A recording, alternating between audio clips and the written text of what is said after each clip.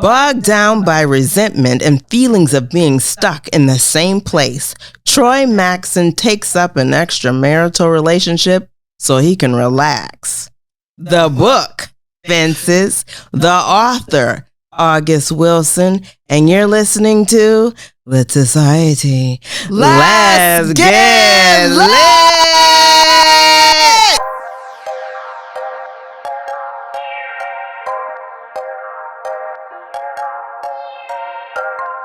Hi readers, this is Alexis. And this is Kari. And you're listening to Lit Society, a podcast about books and drama. Right. Okay, Kari, here's a question. Yes. Are you a fan of baseball? No, I don't know anything about baseball, but I just want to say right quick. Don't say it. If y'all are listening, she said don't say it. I'm going to say it. Okay, all right. If y'all are listening to this on Apple, Spotify, wherever else, this is a video episode so you can see our faces on YouTube. Now, as you were, I know nothing about baseball. Welcome to Video Land because we in it today, okay? Have you ever been to a baseball game? Yes, I love them because they're like picnics. So I love eating. True. Yeah. Like outdoors. Everything tastes better outside. So do you know anything about the Negro Leagues? Surely you've heard. Of course. Yeah. I know nothing about it. That's okay. Neither do I. I just knew it existed and, just kind of the things. Yeah. I think it's Hank Aaron. Is it Hank Aaron? It's definitely Hank Aaron. Okay, well. We're going to find out. Anyway, let's get a little deeper with this week's theme of the week. Okay. As you know, readers, each week we select a theme to discuss inspired by the book that we're reading. And this week's theme is a brief history of the Negro League. Oh, yay! That's exciting. And the first Negro players to break the color line in Major League Baseball. I can't wait. Edify us. All right, so my research comes from the Center for Negro League Baseball Research and History.com. Okay. So, according to the Center for Negro League Baseball Research, the Negro League means different things to different people. And for some, it means those that played at the highest level of black baseball. And for others, it means those who played before Jackie Robinson broke the color line, the color barrier. Because the Negro League existed while Jackie Robinson was playing for the American League. Right. Okay, I can understand that. The Center for Negro League Baseball Research, their definition is a lot more inclusive, and they include the above, mention what I said before, as well as many others. For example, they include teams that were not an organized league. Mm-hmm. They include the Negro minor leagues. They include black players in the military. Right. They include black college baseball teams. They even include those Negro players who went to Cuba, Panama, Venezuela, just to name a few countries. That makes complete sense. Yeah, that played during the winter. Yeah, because everyone didn't have access to the Negro Leagues. Just because you're a black player that can play well doesn't mean you have a way of getting to and training with the official Negro League. Right. Yeah. So that way you kind of incorporate it all, and then their site, they actually say they want to just make sure they're including everybody by adding these other areas. I love that. So the Negro League, the Negro Baseball League started after the popularity of the Civil War. That's what they said, and segregation. There were records that go as far back as 1855 of an abbreviated game between black teams. And then by 1867, the National Association of Amateur Baseball Players, they rejected black members. Of course. And then in 1876, the creation of the National League was to keep black players out of the white man's game. Mm-hmm. So in spite of this exclusion, however, black players continued to play at a high level. And in 1903, the first colored championship of the world was held. Oh, of the world. I love this. World, yeah. The pitcher was Rube Foster, and he led the Cubs ex-Giants to a victory over the Philadelphia Giants. You'll hear that Giants is like really common in these baseball names. yeah. I don't get it, Yeah, I wonder where but that came that's from. a thing. And in 1920, that same pitcher, Rube Foster, created the National Negro League, and it had 8 teams, including 2 Chicago teams. Oh, wow. Isn't that interesting? Mm-hmm. So the Negro Leagues were pretty lucrative. Mm-hmm. Lucrative, like people were making money? They were making money. What? Yes, yes. So I think the way it describes it on the history website, that they were active, like moving to different teams, Mm. and getting paid good dollars. Oh, So like wow. the people who made money gambling, they would come back and kind Oh, of back these wow. teams. Yeah. Mhm. So it wasn't like an inferior league by No. any means. No. These were players that should have been pro, but because of racial segregation and hatred, Yep. formed their own league and was killing it all Yep. over the world. Yep. I love Yep. that. Yep. Black baseball was known for showcasing a style of speed, daring play, and showmanship. You know, everything you said is what I would enjoy in baseball. I would watch baseball if there was showmanship, some type of celebratory movement. Well, you know we was doing it. Of course, you know we was doing it. We was doing it. You know we was doing it. Yeah. So I'm thinking those games would have been hype, right? Okay, yeah. Yeah. So I can't imagine the concession stand. Right.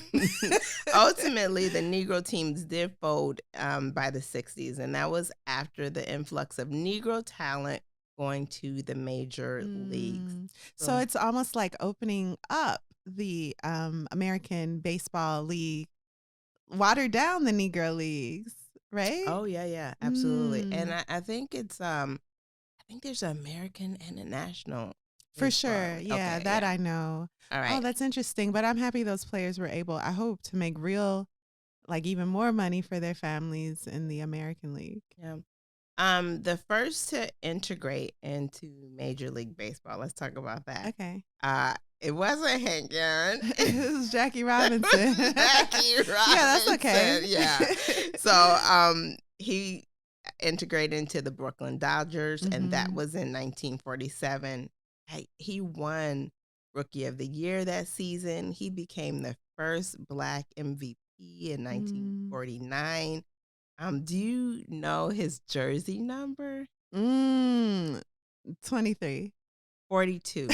Okay. There was a movie about. Oh, I know the great. Thank you, Chadwick Boseman. Yeah. No, I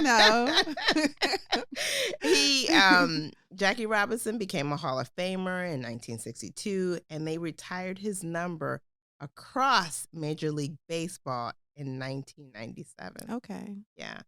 Another player, Larry Doby, he integrated the Cleveland Indians about 3 months after Jackie Robinson joined. And he also played for the Chicago White Sox. Oh, okay. As well as the Detroit Tigers. And he became a Hall of Famer in 1998. It amazes me how old baseball is. Like, it's been in existence before there were 50 states. Like, I know the Cubs, before their last win, the win previous to that was before the U.S. had 50 states. Oh, wow. So this is an extremely old game, and these teams are ancient. Yeah. They really are. The third one is Hank Thompson. Shortly after Doby, the player I just mentioned, he broke the barrier for the Shortly after Doby broke the barrier with the Cleveland Indians, Hank Thomas broke it for the St. Louis Browns in 1947.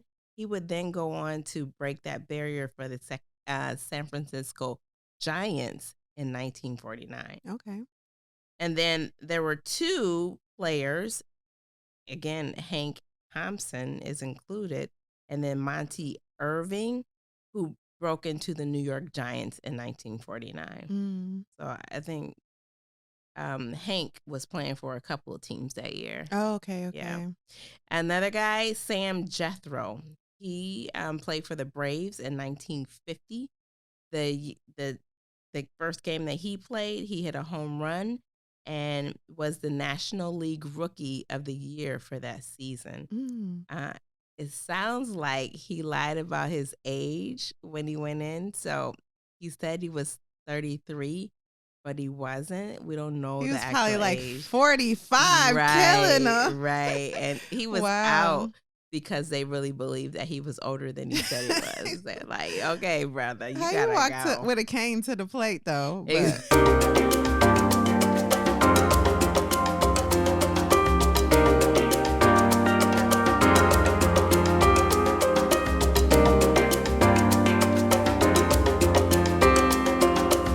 So that's a brief history of the Negro League and the first players to break the color line in Major League Baseball. I love it. Why don't we take a quick break before we jump into the author and context? Okay, let's do it.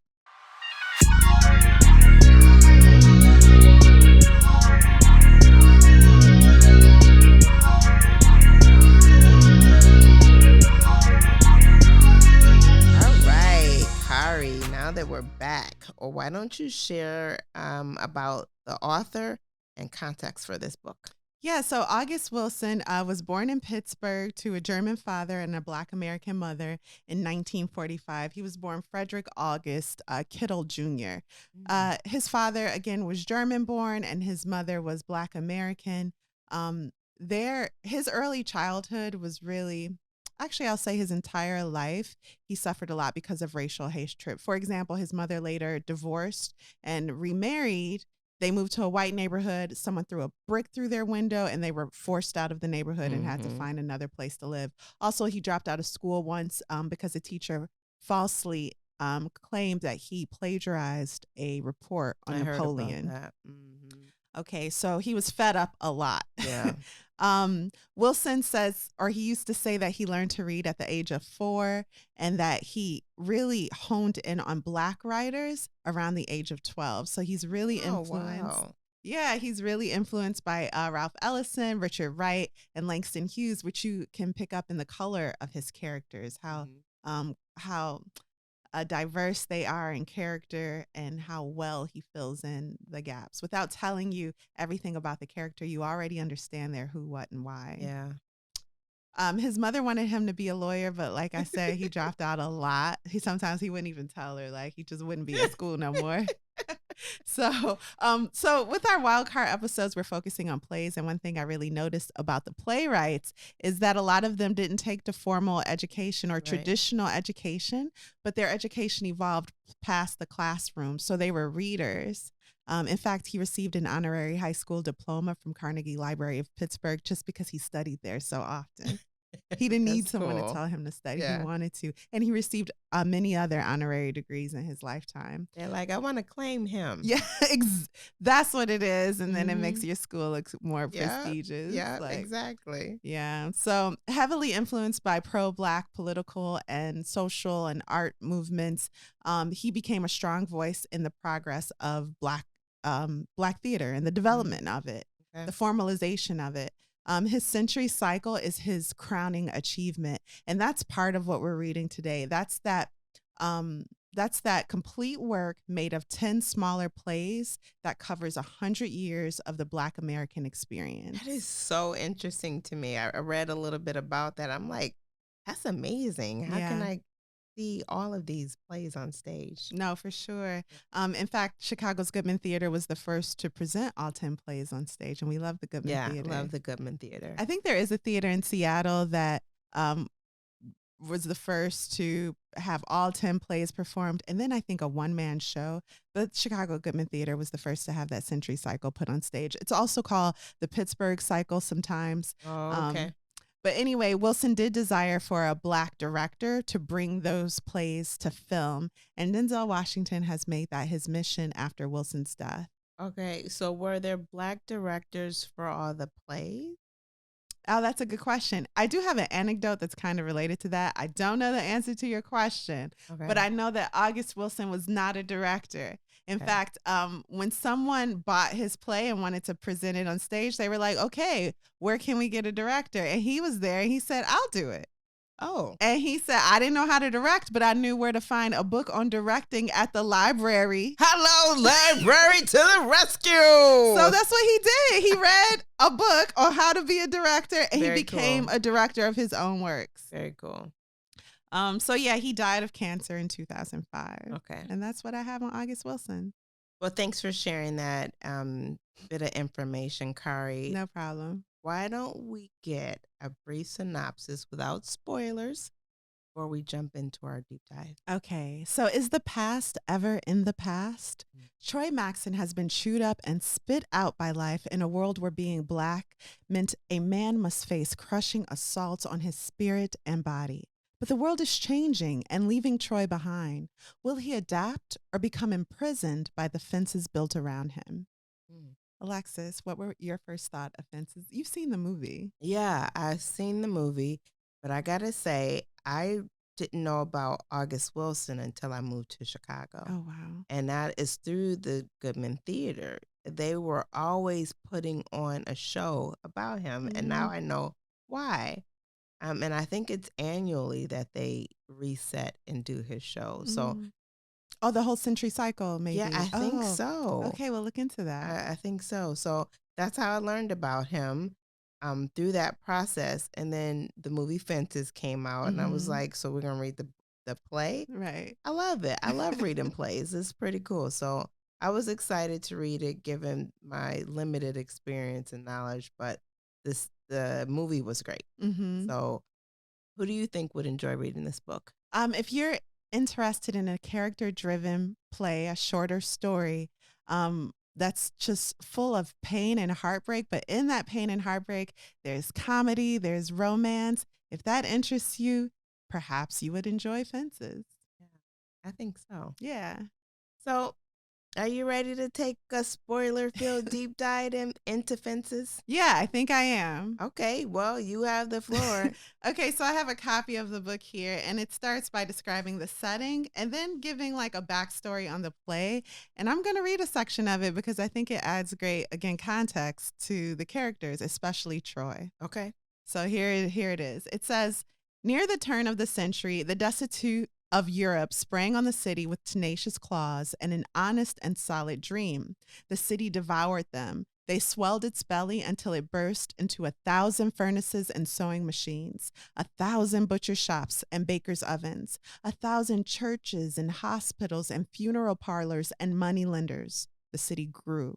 It nourished itself and offered each man a partnership limited only by his talent, his guile, and his willingness and capacity for hard work. For the immigrants of Europe, a dream dared and won true. The descendants of African slaves were offered no such welcome or participation. They came from places called the Carolinas and the Virginias, Georgia, Alabama, Mississippi, and Tennessee. They came strong, eager, searching. The city rejected them, and they fled and settled along the riverbanks and under bridges in shallow, ramshackle houses made of sticks and tar paper. They collected rags and wood. They sold the use of their muscles and their bodies. They cleaned houses and washed clothes. They shined shoes, and in quiet desperation and vengeful pride, they stole and lived in pursuit of their own dream. That they could breathe free, finally, and stand to meet life with the force of dignity and whatever eloquence the heart could call upon. So it is in this world that we meet Troy and Bono. Okay. So Troy and Bono are having a good time on Friday in our part one, payday. So yeah, payday for sure. Yeah, payday is one of the ways we keep track of time in this play. So today is Friday, it's payday. Troy and Bono go to Troy's house for their weekly ritual of what, Alexis? Drinking and talking. They some gossips, yeah, like most men. They are. So, it's a true story. Men are gossips. So Troy is like the dominating figure, and Bono kind of looks up to him. Everything Troy says, Bono like clings to every word. He's like his audience, and Troy is on stage. Yeah. And Troy loves that. Bono loves being on stage. Oh my goodness. Yeah. So Troy has asked Mr. Rand, their boss, why the Black employees don't get to drive the garbage trucks. So these men work at the garbage yard. Yeah. Only white men get to drive the trucks and the black men have to throw it on in the back. But by asking the question, Troy has like challenged the hierarchy of the company and he might get fired. Right. Or so he realizes that. Yeah. Mm-hmm. Yeah, and we meet Troy at a time in his life when he's been, a lot of opportunities have been snatched out of his hand, so he's not letting go of this one. Right. He wants to drive the truck. Don't matter that he ain't got no license. So more on that. More on that later. So, and then Bono looks up to Troy and has for years. He mentions that Troy, though, has been flirting with a woman named Alberta. Ooh. And they talk about how big and thick Alberta is. Oh, I got to read this part. They're like, she got some big old stockings. Anyway, y'all see it in there. And Troy's like, I might, talk to her sometimes, but have you ever seen me womanize or be a philanderer since I married Rose? Bono does admit that Troy has not been a womanizer since Troy married Rose. Okay. So then Corey enters. Now, Troy and Rose's son name is Corey. He's been recruited by a college football team. So he's in high school right now, but college teams are already scouting him out. He's really good. Troy thinks, though, that it's foolish for Corey to be pursuing sports. Right. And why does he think that, Alexis? Why does his dad not want him to become a big football player? Because he lost his opportunity. Yeah. And at this point, I don't think we know for sure, but it's because of his age, right? So by the time the Negro Leagues were, players on the Negro Leagues were being accepted into the American League, he was too old at that time. Yeah. So he feels like sports will only let you down, and he's trying to save Corey some heartbreak. It's a waste of time, youth, and opportunity. Instead, he's like, you need to learn a trade, learn how to build some roofs, do something else. Manual labor is the way for you, son. Yeah. So after Troy lost his opportunity to play in American baseball, there was a tragic event that happened that got him injured so bad he feels like he met death. And he also went to prison for a time. At this point in the play, we don't know what that event was. Right. Troy goes into a long, epic story about his struggle in July of 1943 with death, and Rose and Bono listen with this awe and kind of a slight fear also, right? Did you picked up on that too? Okay. So then we meet Lyons. Now, Lyons is a son Troy had before he met Rose. Lyons shows up at the house, and it's Friday, it's payday. His dad already know why he there. Obviously, Lyons needs some money. Lyons is a jazz musician. Yeah. And he explains eloquently, not in front of his dad, but why he's a jazz musician. And what was his explanation, Alexis? Oh, because he didn't want to be stuck in no continuous cycle of working for the man. Yeah, and he it's not necessarily just from a place of pride either. He sinks into a deep depression where he gets suicidal thoughts. We can infer if he's not playing jazz. Jazz is what gets him out of bed in the morning. Passion. Yeah, and it's his reason to live. So he asked Troy if he can borrow $10. Troy continues his saga about death and about fighting death, changing the times and situations in which he met death and the devil. And this includes a time when a door-to-door salesman came to sell him some furniture. He was like, that was the devil, because he sold it to me on credit, and I've been paying for it ever since. You ain't paid for no credit. And Troy thinks it's ridiculous for his son Lyons to pursue music. Yeah. He puts down the way Lyons was raised because Troy didn't really have a hand in raising this man. It was mostly Lyons' mom that raised him. Right. And so Troy is talking about the way he was raised, because I was in jail at the time and your mama was doing this and that. Troy, of knowing little about the way he was raised, still continues on about Lyons. Lyons and Rose convince Troy to give Lyons the $10, and then Lyons abruptly leaves with the $10 in his pocket. That's what he came for, right? Bono decides to go home to his wife Lucille and the pig feet she made for dinner. Troy embraces Rose and tells Bono how much he loves his wife and brags, when you come Monday morning to pick me up from my job, I'ma still be making love to my wife, and the scene ends. He don't say it like that, though. He's very crass and comical. Part 2, protect me like a fence. So Rose hangs laundry in the yard on Saturday morning. She's singing this song where she's asking Jesus to protect her like a fence. I didn't even notice that the first Oh time. my goodness. Yeah. So Troy and Rose talk about this lottery game that Rose plays for fun. He's like, that's throwing money away. Yep. But even when they argue, there's love there. They're not hurting each other. Right. They're very soft with each other, even when they disagree. And so I think that's really the purpose of this scene, to show how they don't see eye to eye, but how much, especially Rose, loves him, and he seems to love his wife. Yeah. Gabriel, Troy's brother, shows up at the house with a basket. Now, sometimes in, I think, Greek mythology, there'll be an oracle whose mental state is dubious. Like, no one really knows if he has a mental illness. And that's the character that Gabriel plays in the play. Gabriel is brain damaged from a war injury, and sometimes thinks he's the angel Gabriel. So yes, go ahead. No, that's exactly what it is. He really thinks he's an angel Gabriel. And so they both play two characters that represent Black American, I'll say specifically men at this time. The man who gave everything, including his life, himself, everything of himself, to fight for a country that didn't protect him. And so that's Gabriel. He gave everything he had, including himself, his actual self, and now he's brain damaged forever. He gets checks from the government. And then Troy, who feels like all the opportunities in his life were snatched away from him. So anyway, Gabriel is singing a song about selling plums, even though he ain't got no plums. Gabriel explains to Troy that he moved over to Miss Pearl's house because he didn't want to be in the way of Troy and Rose. So this is where we learn. And Troy's like, you weren't in the way, but you know what? A man's going to do what he want to do. Right. And he tells him, I'm not mad at you, Gabriel, whatever. So this is where we learn that they all used to live together, and then Gabriel moved out. Right.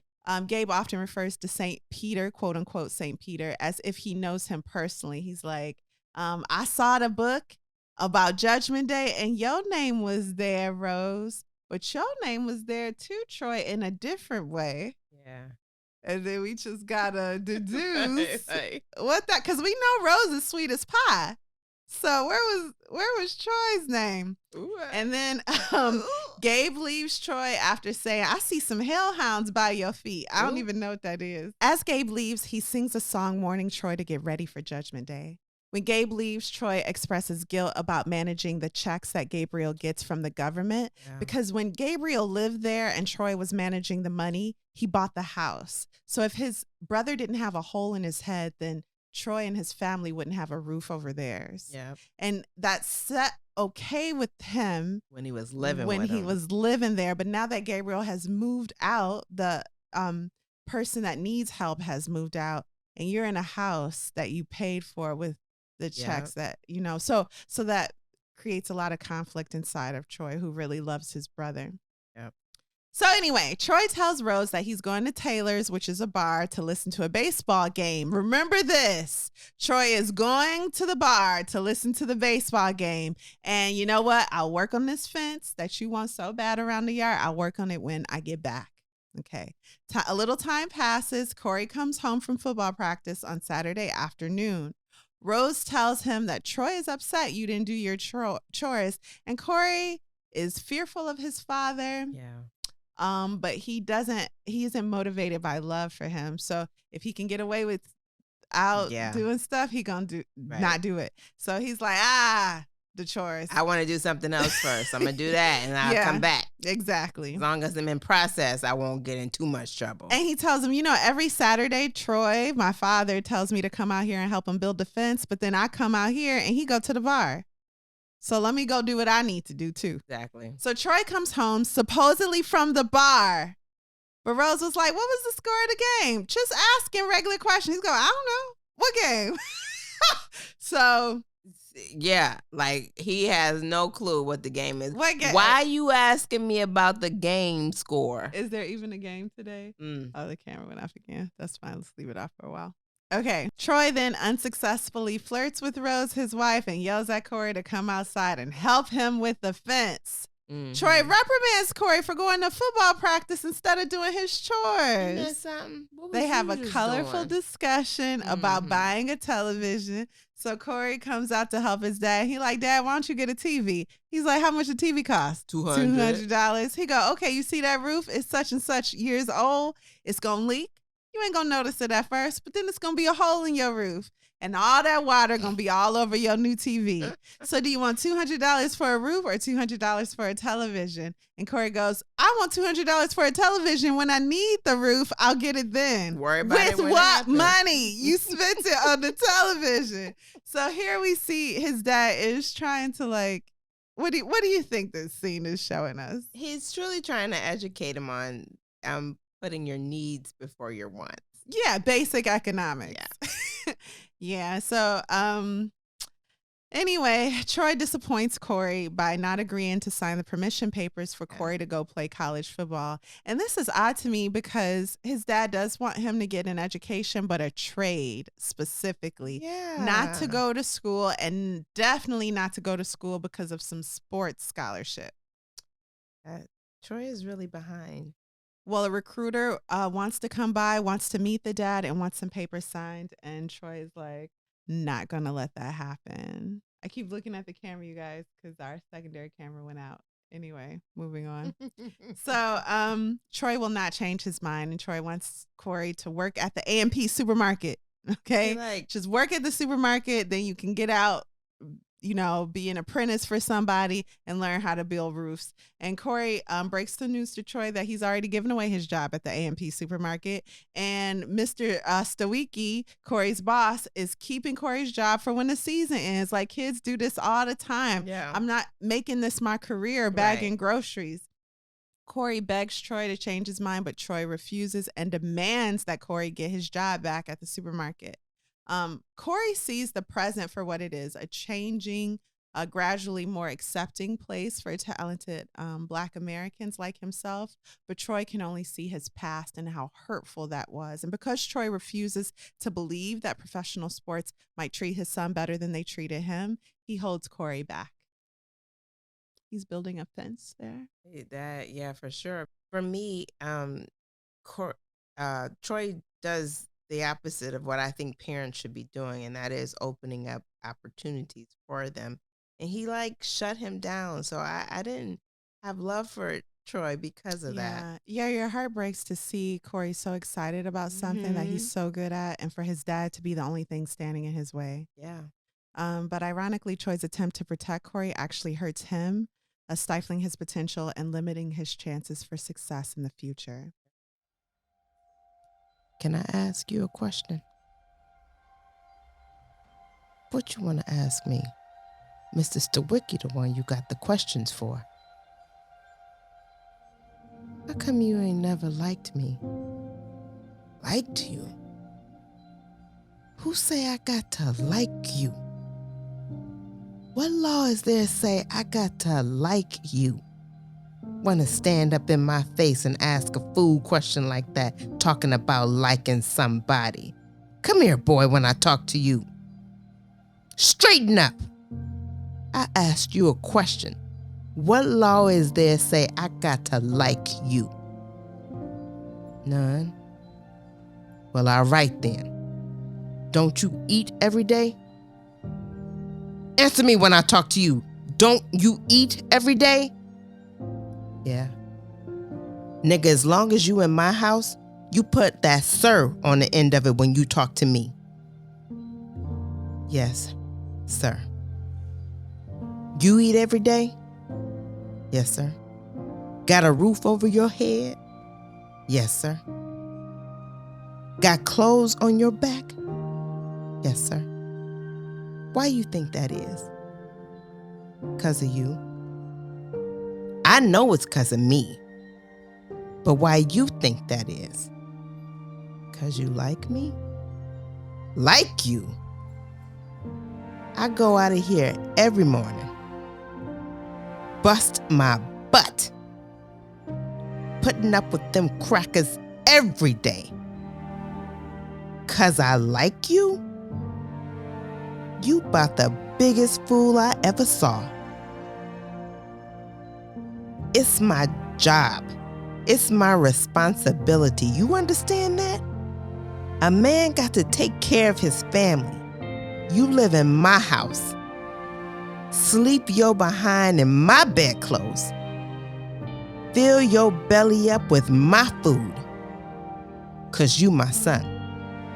You my flesh and blood. Not 'cause I like you.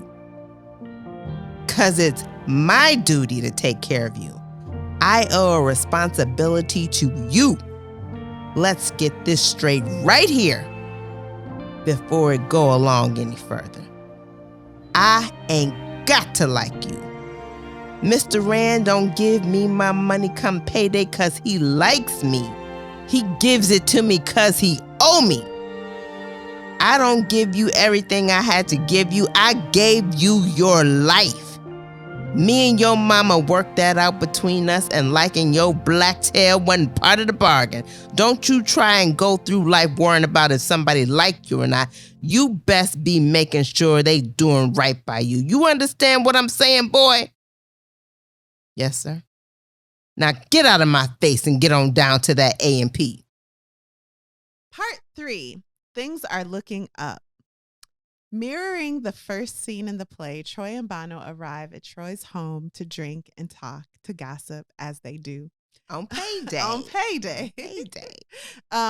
So Troy has won his case actually against the commissioner's office, and they're going to let him drive the garbage truck. Yay! He didn't get fired. He actually got the job he wanted, although he still not only doesn't have a license, but can't read. But no one needs to know that, because by the time they find out, he's like, I'll have 5 licenses. Yeah. Moving on. None of their business. Lyons shows up, his son that borrowed money and plays jazz, and asks Troy to hear him play jazz that night. And Troy says, I don't understand that Chinese music. This is what he says about jazz. That Chinese music. Yeah. Oh, my goodness. Aside from it being racist, it also shows how behind he is.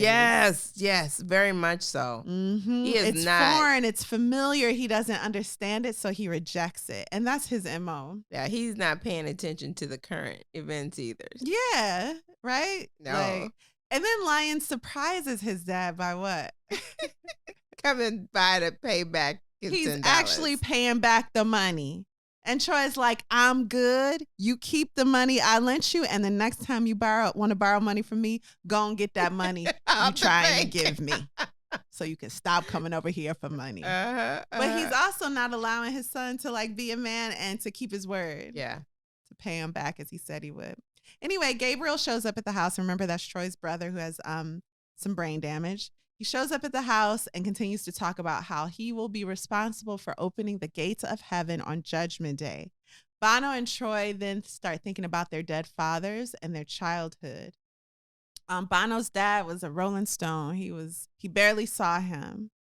Troy's dad, on the other hand, is where he gets his commitment to his family from, because Troy's dad was very dedicated to taking care of his children financially. Truly obligatory. Obligatory. It's a duty of a man. You're not a man if you're not taking care of your kids. You might not love them. You might drink all the time and beat them. Can't keep a wife because you keep beating them. He said his mom went out like when he was 8 to the store and never came back. Yep. So he was raised in an abusive house with a father who was just evil. He met a girl. They started hanging out. His dad came where they were and beat him because he wanted to rape the girl. Ugh. Once Troy figured out what his dad was trying to do, he turned around and beat his dad. It was like a turning point in their relationship. Yep. He wasn't afraid of him anymore. He beat him off the girl. The girl ran away, but his dad knocked him out. Not just knocked him out, he like beat him to the point where he could have died. Right. And he just woke up by some water and was like, well, I guess I live on my own now. Yep. And then he started robbing people. The last person he ever robbed in life shot him. And he pulled out a knife to stop them from killing him. And he killed that man. So that's why Troy went to jail. That's that event that caused him to have an injury and to go to jail, where he met Bono and they formed a great friendship. Right. Yeah, so he's got a story there. Lyons benefits from these times when Troy's loose and drinking and talking, because they never had a relationship growing up, and he starts to learn about his dad this way. Anyway, Corey comes home, and this part breaks my heart. He's really mad because Coach Zellman told him that your dad was up here and said you can't play no more ever. And this is the first time he's aggressive toward his father. Like, why would you do that? Yep. This is something I'm good at. There are opportunities opening up in my life. Just because you couldn't do what you wanted to do, why are you stopping me? Yeah. You don't want me to be successful. You don't want me to be happy. And Troy is holding him back from his dreams. So Troy warns Corey, like, because Troy also always wants Corey to say yes, sir, no, sir. Yeah. And now Corey's like speaking his mind, like, just because you couldn't make it in the baseball, like, don't even like baseball. And Troy warns him, that's strike one. Don't strike out. Moving on. So Troy arrives home from the police station. Some time has passed because Gabriel was picked up by the police. And when Troy got there, all they wanted was money to let him go. People had complained that he was making a ruckus because, he'd be singing in the street or whatever. So they took $50 out of Troy's hand. When alone outside, Bono and Troy are talking frankly, and Bono complains that the wood you're using for the fence is too difficult. Troy says, you don't know about wood. This is indoor wood, and I'm using outside wood. This is metaphorical. What do you think it means, Alexis? At the time I was reading it, I was like, what is he trying to say? Mm-hmm. But I don't know. I thought maybe because he's doing things outside of the home, and having to expand his fence, his protective borders because of activity that's going on outside of the home. And we'll explain that later. And he's not using quality wood? Oh, perhaps. Yes, he's not building a strong foundation with these protections. Well, anyway, we can read into this all day, I guess. But I like where you're going. So anyway, Bono complains again that the wood is too hard and difficult to saw through. Bono asked Troy about his relationship then with Alberta. Oh. And Bono says that he should do right by Rose. Troy, Rose is a good woman. Good woman. Mm-hmm. She's been good to you. And you've been really close to Alberta. Troy implies that him and Alberta are now stuck together for good. We don't know what that means when Troy says it. Nope. Corey arrives in the yard, and Corey and Troy don't understand why Rose wants this fence built, but then Bono says, in a very poignant moment, some people build fences to keep people out, and other people build fences to keep people in. So when Corey goes into the house to look for a saw, Bono confronts Troy more aggressively now, still in a friendly way, but more explicitly. I know you're having an affair. I know what's going on with Alberta. Rose is a good woman. And Troy's like, I know Rose is a good woman. You think I don't know Rose is a good woman? What you trying to say? Bono wants Troy to stop having the affair before it's too late. And he reminds Troy of how much Rose loves him and what a good woman she is, just over and over again. Bono bets Troy that if he finishes building the fence for Rose, Bono will buy his wife, Lucille, a new refrigerator. And so Troy's like, you are on. I'll take the bet. Come help me build this fence. And Bono's like, well, now I got money on the line. I don't want you to ever build it. And he goes home to his wife. Yeah. Then Rose comes out, and Rose and Troy are alone together. Mm-hmm. They talk a little bit about what happened with Gabe and how the police officers only wanted money. Then they argue a little bit over whether or not Gabe needs more supervision, because Rose goes, well, maybe it would be a good idea for him to be institutionalized. But again, as they're disagreeing, there's a lot of love there. Yeah. Troy suddenly decides to make a confession, and it changes their relationship forever. Rose, I got something to tell you. Well, come on, wait till I get this food on the table. Rose, I don't know how to say this. I can't explain it none. It just sort of grows on you till it gets out of hand. It starts out like a little bush. Next thing you know, it's a whole forest.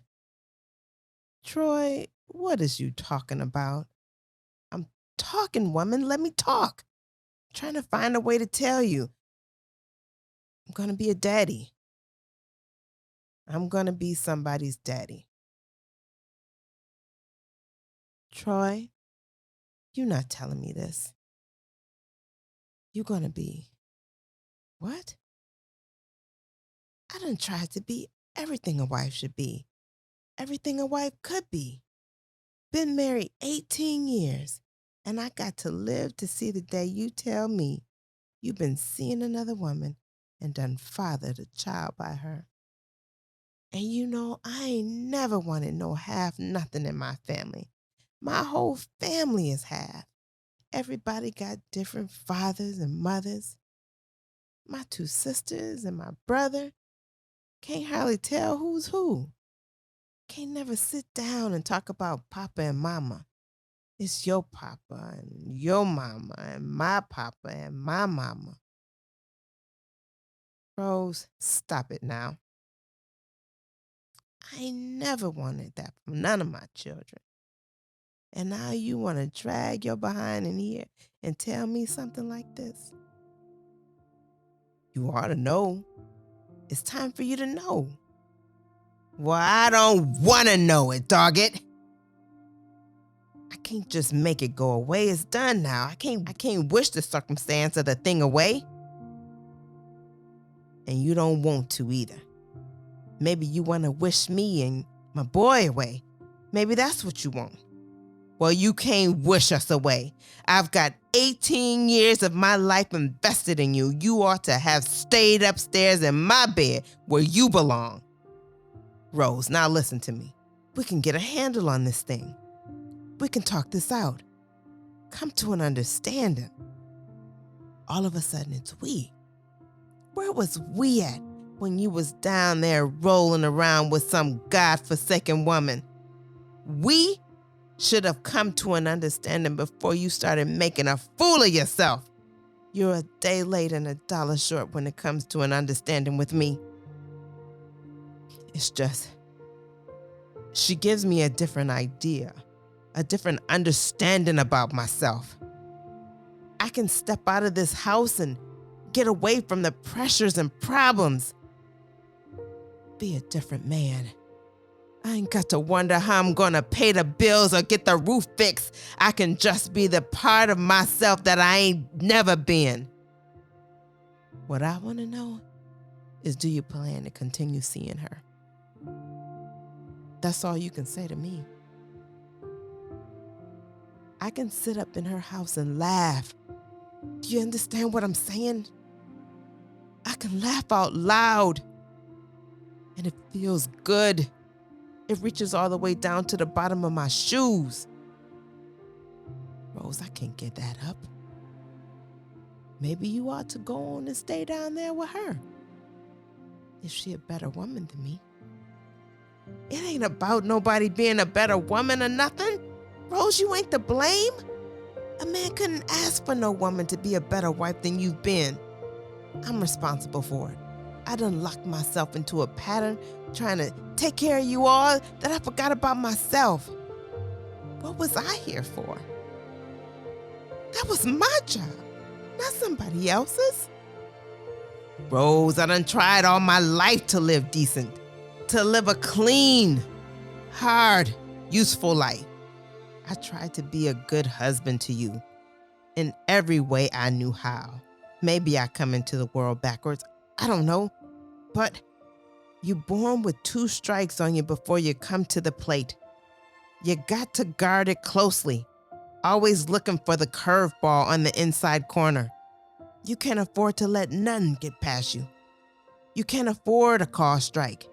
If you're going down swinging. Everything lined up against you. What you gonna do? I fooled him, Rose. I bunted. When I found you and Corey and a halfway decent job, I was safe. Couldn't nothing touch me. I wasn't gonna strike out no more. I wasn't going back to the penitentiary. I wasn't gonna lay in the streets with a bottle of wine. I was safe. I had me a family, a job. I wasn't gonna get that last strike. I was on first, looking for one of them boys to knock me in, to get me home. You should have stayed in my bed, Troy. Then when I saw that gal, she firmed up my backbone, and I got to thinking that if I tried, I just might be able to steal second. Do you understand? After 18 years, I wanted to steal second.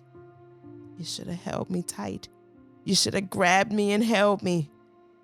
I stood on first base for 18 years, and I thought, well, doggone it, go for it. We're not talking about baseball. We're talking about you going off to lay in bed with another woman and then bring it home to me. That's what we're talking about. We ain't talking about no baseball. Rose, you're not listening to me. I'm trying the best I can to explain it to you. It's not easy for me to admit that I've been standing in the same place for 18 years. I've been standing with you. I've been right here with you, Troy. I got a life too. I gave 18 years of my life to stand in the same spot with you. Don't you think I ever wanted other things? Don't you think I had dreams and hopes? What about my life? What about me? Don't you think it ever crossed my mind to want to know other men? That I wanted to lay up somewhere and forget about my responsibilities? That I wanted someone to make me laugh so I can feel good? You're not the only one who's got wants and needs.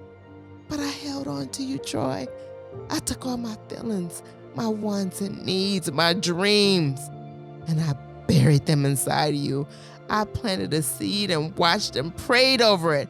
I planted myself inside you and waited to bloom. And it didn't take me no 18 years to find out the soil was hard and rocky and it wasn't never gonna bloom.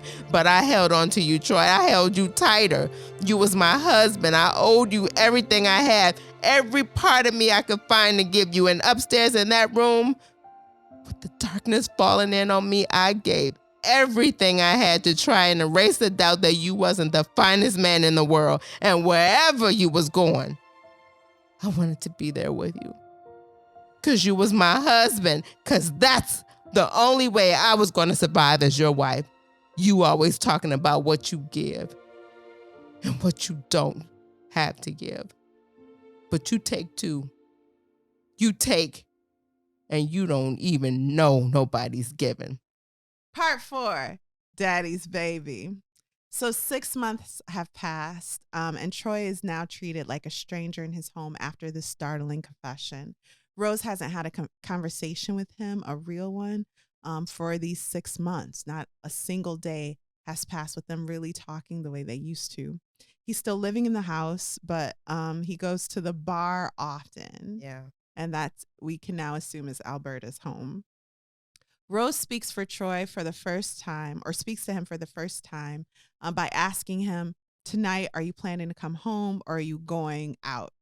And he lies and says he's going to the bar. Rose warns him that she's like about done with his foolishness. Troy discloses hurtful news to Rose that he's actually going over to the hospital after work because Alberta went into labor early. Rose matches Troy's bad news with some startling information. Gabriel's been taken away to the asylum because Troy signed papers granting permission for half of Gabe's money from the government that's been going to their family to go to Troy and the hospital that's going to take care of him. Troy is confused because remember, he's illiterate.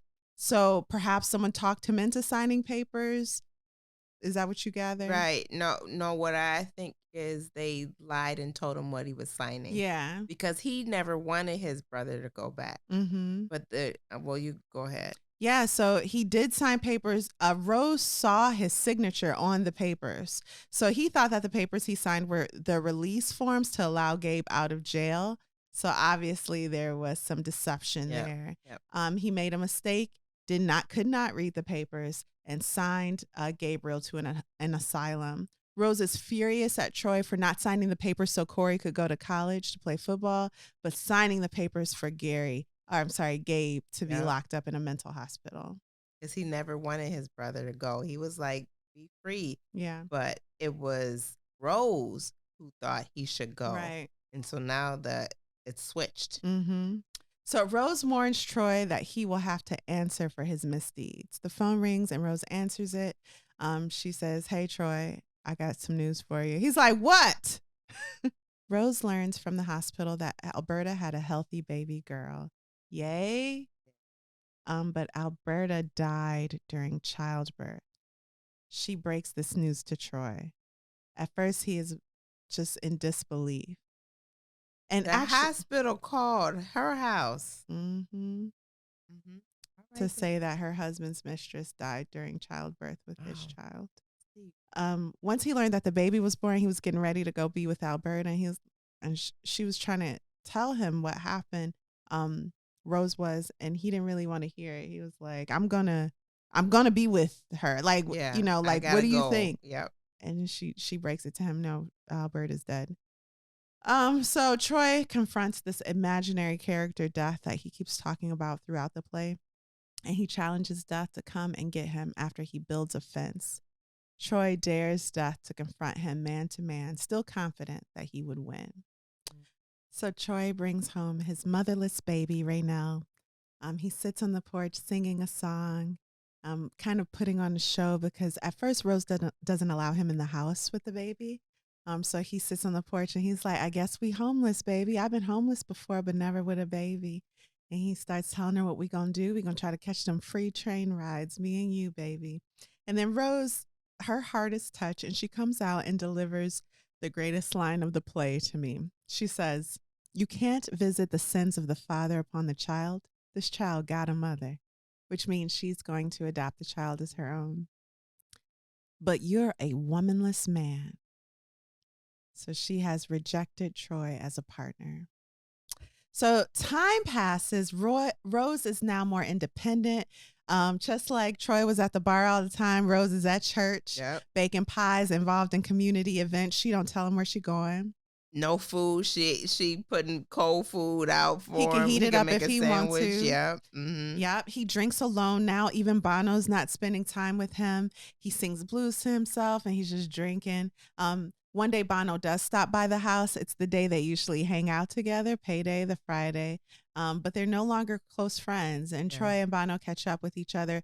Troy even says that now that he drives the truck, it's a lonely job. He's in a white neighborhood now, driving a garbage truck. There's no one to talk to. Before, him and Bono were throwing the bags in the truck together.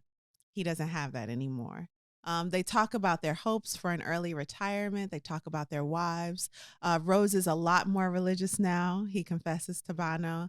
And Troy invites him to stay a while, drink. It'll be like old times. And what does Bono say? He's like, no, I'm good. Actually, I have a whole new circle of friends, and we play like domino or whatever, I think, right? And he was like, you wasn't good at dominoes? Well, playing against you made me better. Bye. Yep, and he left. Yeah, so it's just too awkward. He doesn't have that respect. Remember, Bono looked up to Troy. Everything he said, he hung on his every word, and he lost respect for him when he had that baby. So anyway, Troy and Bono acknowledge how each man made good on his bet. Troy did eventually finish the fence, and Bono bought Lucille a refrigerator. They half-heartedly agree to meet someday at Bono's house, and then Bono leaves for the domino game. Troy continues to drink by himself, and it's in this really sad moment that Corey comes home, finds his dad on the porch drunk, and he's like, let me through. Nope. It's no yes, sir, hi, sir. He, in fact, tells him, you ain't even like somebody in this house no more. You're nobody, old man. You're a drunk old man on the porch. Move. No value here. You have no value, right? And that really cuts Troy to the core. So Troy insists that it's time then for Corey to leave. You're a grown man. This is strike 3, and you can get out forever. Yeah. So they have a physical fight. The boys is tussling. Yeah, it's really heart-wrenching. Troy physically attacks Corey. Corey swings at Troy with a baseball bat, and Troy's like, that's my baseball bat. You give me my bat. And Troy sticks his head out, and he's like, you want to hit something? Here goes a target. You want to hit me? Do it. And, Corey can't do it. Troy kicks him out. So at one point, Troy has the bat, and he swings and stops. He swings a few times and misses, actually. But when Troy sticks out his head and is like, you really want to hurt me? Here's your target. He can't do it. No, I mean, oh yeah, that was him. I'm sorry. Yeah, so Corey goes on the other side of the fence that was built. He says, "Tell Mama I'll be back for my things." Yep. And Denzel Washington says they'll be on the other side of the fence waiting That's for what he you. said. So Troy is ready. He feels for death when it comes, but he'll have a hard fight to fight when he comes and gets him. So Troy feels like he's had a victory now. I fought this young man, whoever he was, and I came off victorious. Oh, he was my son. This is kind of sad, but I'm still happy I beat him. That's how he feeling. Yeah. So years pass, 7 in fact, and 7-year-old Raynell plays in the dirt in her newly planted garden. She keeps checking the garden. "Mama, when my plants gonna grow?" And Rose says, "Baby, now you know a watch pot don't boil." Yeah. They got a real cute relationship. A man comes to the door that Raynell has never seen, and he's dressed in a Marine's uniform. And that young man is Corey. It is the day of Troy's funeral, and Corey has come home.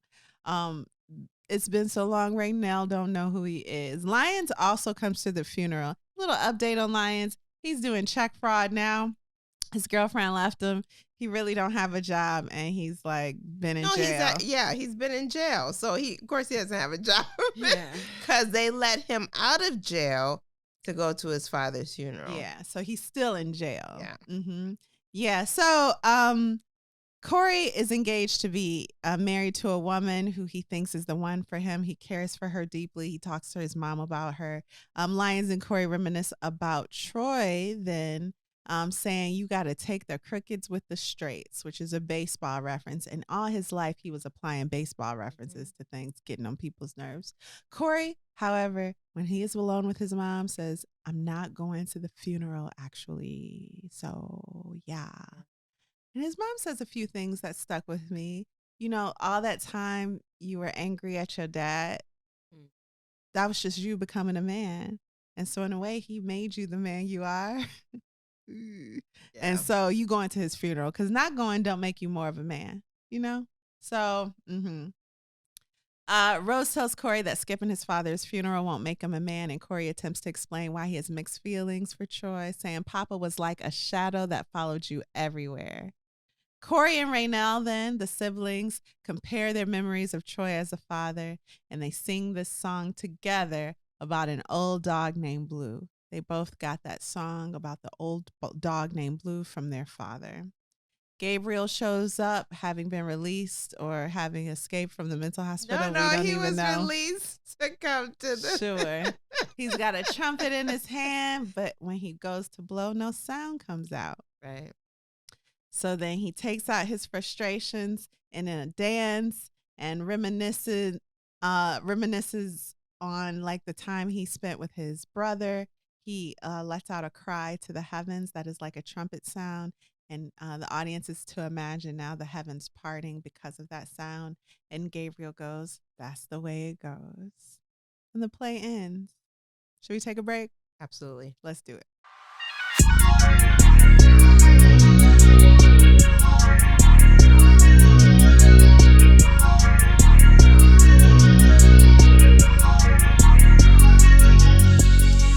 So, Alexis, what did you think of Fences by August Wilson? And would you recommend anyone read this play? And would you recommend that they see the play if it comes to a city near them? Yeah, I think you should always read before you see, if you're aware of an opportunity to read. So I really enjoyed Fences, the play, and the strength of the words, the stories, the relationships. That was really, really good. I appreciate Troy's character. I mean, I didn't think of him in a good way when I didn't like his parenting style. Right. But I saw through the writing how he became the character he was. I didn't like it, but it was there. And then I could see Rose get her strength through the struggle she experienced with Troy.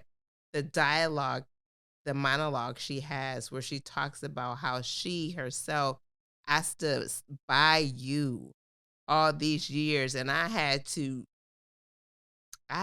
realize that you wasn't gonna get no better. Yeah. And I still stuck by here. But Mm-hmm. I still stuck by your side, but you decided to step out on me to find something else. I could have did the same thing too. And all the doubts and fears that you had, I had them too. And you act like you just give and give and give, but you don't realize you take too. Yeah. And it's other people giving when you take. You got the lines. Yeah, absolutely. That is what she said. And those lines were so powerful. And there were a few lines in here. The line about the fences. Yeah. Some people build fences to keep people out. Some people build fences to keep people in. I love that. So I really did enjoy the book, the play, and I would also recommend the movie with Denzel. He did such a really great, there was a really great job done on this piece of work. So yeah, I would definitely recommend it, the book and the movie. How about you? What's your final verdict? Watching the movie, it does look like a play anyway. Which I know is annoying sometimes for some viewers. Oh, really? I love that. I love it too. It's just a different style, a cinematic style, and I really appreciate it also. Yeah, so I would highly recommend the book. There are parts when I loved Troy, especially in the beginning, where things turn left so quickly, because he is the color to everybody's life, and they allow that space for him to be that until they don't. Yeah. So it all hinged on respect. When he lost respect for his father, he had to move out the house. And when he grew up and lost everyone else's respect, he was a stranger in his own house. So even if the country you're living in doesn't respect you, it's so important to have that respect in your home. But that respect best comes from love, not from this domineering selfishness that he displayed. Yeah, and there's like a scene excuse me, there's a scene in the book in the play where his son asked him, "Did you ever love me?" Yeah. And that one right there is so powerful. Yeah. When I watched the movie, I'm like, yeah, it don't matter. It don't matter if I know so many people that were on Troy's side in that scene. Yeah. Especially older parents. Look, you was on that. What do you mean love you? You exist because of me. Now I gotta love you? Yeah, but Did you eat today? Yeah. Like, let's start with the basics. I don't have to like you. Right. That's terrible. Yeah, but I get it. I guess there's several lines of thought related to that, but I totally get it. People need love. They want to be loved, and Corey wanted love from his father. The other stuff he got from him, that wasn't enough. What is that? The different kinds of love people need. That wasn't his love language. Love language. That wasn't his love was language. His love language. Yeah. could I have love, please? Yeah. Yeah. So yeah. I'm sorry. It was so relatable. Even in its even when it was being hyperbolic, it was still so relatable. So yeah, I really loved it. And that's my verdict on Fences. Wow. Thank you. Wow. Yeah, no problem. Thanks for this selection. What are we reading next week, Kari? Yeah, so it's not a wild card episode, so we're heading back to a book. And next week we are reading The Other Bennett Sister by Janice Hadlow. I cannot wait. Yeah, we're going to do that in a 2-part series. Yeah, it's a long one. So that will be part 1. Thank you for listening to Lit Society. We look forward to meeting up with you next week, Thursday, readers. Lit Society is brought to you by me, Alexis Honoria, and Kari Herrera. Hi. Support the cause by leaving a 5-star review for our show on Apple Podcasts and Spotify, and leave a comment on Apple. And tell them why you absolutely love us. Yes. Because we love you too. We love you guys. And if you've enjoyed what you just heard, tell a friend about Lit Society. Visit litsocietypod.com for show notes, this month's book list, and to sign up for our amazing email newsletter. And until next time, readers, read something.